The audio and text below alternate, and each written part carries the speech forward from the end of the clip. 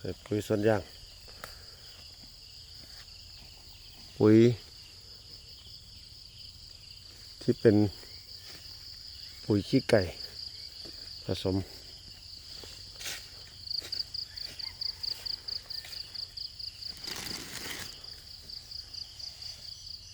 ตาปางกูเขาใส่สวนยางโอกาสเดินทางกลับมาเห็ดหน้าวานเขาได้มาแบ่งเบาภาระพ่อใหญ่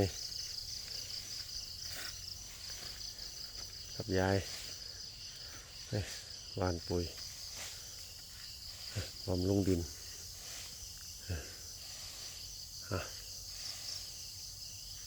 โอ้เมื่อวานนี้ก็เฮ็ดงาน